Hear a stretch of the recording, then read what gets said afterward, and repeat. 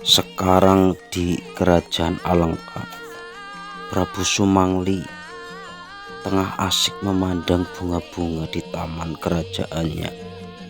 Dewi Sukasih putrinya sangat suka dengan bunga teratai dan kembang air di atas permukaan kolam. Pohon air itu dibiarkan menyemak menutupi sebagian permukaan kolam. Permukaan air ditutupi pohon-pohon air menjalar, dihiasi berbagai jenis bunga-bunga mengapung.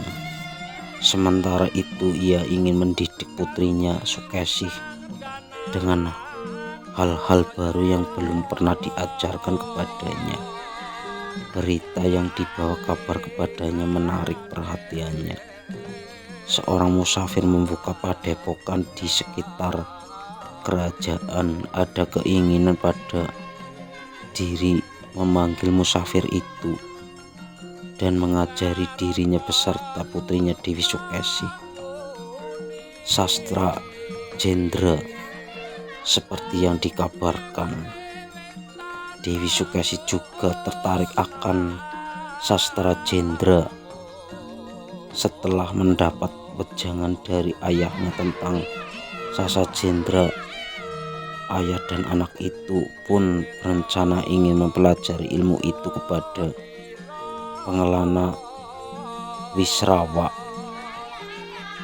Dengan belajar itu dia berharap lamaran para raja dan kesatria terhadap dirinya bisa ditampiknya. Sementara bagi Sumangli, Raja Alengka yang berbadan raksasa itu sulit untuk menunda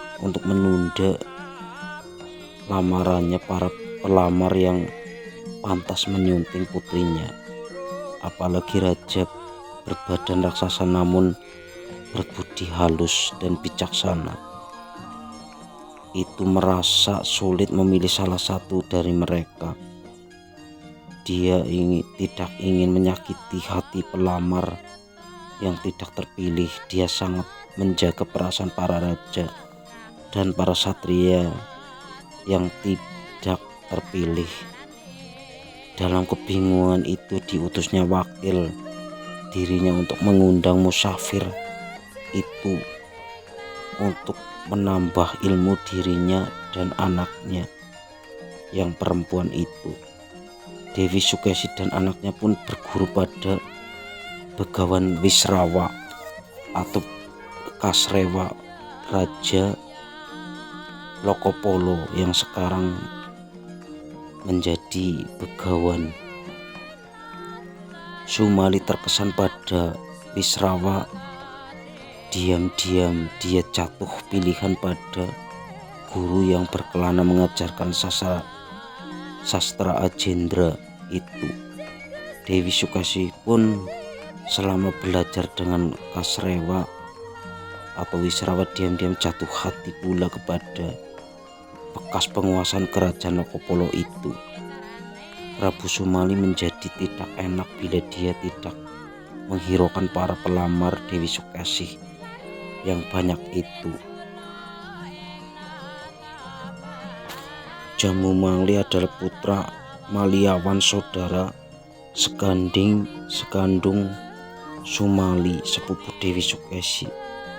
Sebenarnya secara diam-diam Jamumangli mencintai Dewi Sukasih untuk dijadikan istri.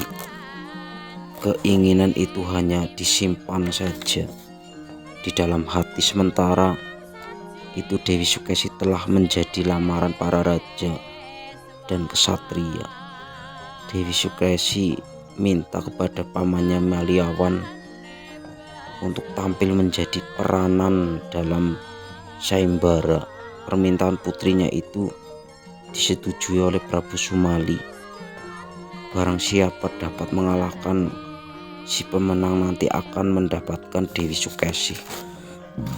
Namun kesaktiannya para raja dan satria pelamar yang menginginkan Dewi Sukasih, tak seorang pun yang mampu menghadapi Maliawan, apalagi mengalahkan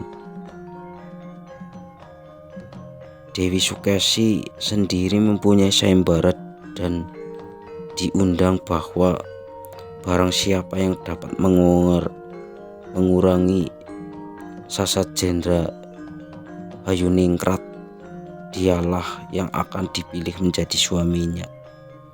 Sayembara ini dapat dipecahkan oleh Wisrawa.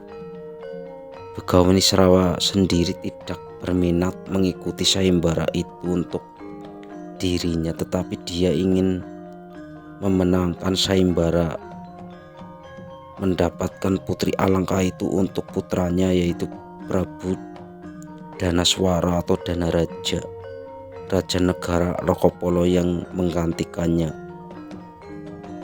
Tetapi karena ia sendiri yang dapat menggunakan ilmu sastra Jendra Hayuningrat,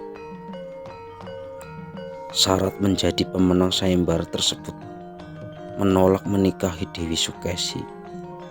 Jadi engkau tidak cinta kepadaku, kata Dewi Sukesi. Mendengar ini, awal Wisrawa mengikuti sayembara. Hamba sebenarnya mengasihi engkau Dewi Sukesi dan Prabu Sumali. Kalian telah begitu baik padaku, Ayahanda, dan aku jatuh hati kepadamu sejak awal. Sejak kami berguru kepadamu, kami sangat terkesan pada parkerti budimu, ilmu sastra Ajendra. Hamba tahu engkau pasti bisa memenangkan sayembara yang kuundang mengurangi ilmu sastra Hayuningrat. Engkau pasti bisa memenangkan sayembara itu. Apakah engkau tidak melihat begitu cemasnya aku akan jatuh ke pelukan saudara sepupuku Jamu Mangli? Dia sudah begitu dekat untuk memelukku sebagai sebuah kemenangan Paman Maliawan. Ayahandanya, apa engkau tidak melihat kecemasanku? Keremajaanku akan berakhir di kamar pengantin yang telah disiapkan Jamu Mangli. Aku dapatkan cara untuk mengundang sayembara. Baru di saat itu aku melihat wajahmu yang bersih, yang telah kuinginkan ketika aku melihatmu datang mengajarkan sastra Ajendra.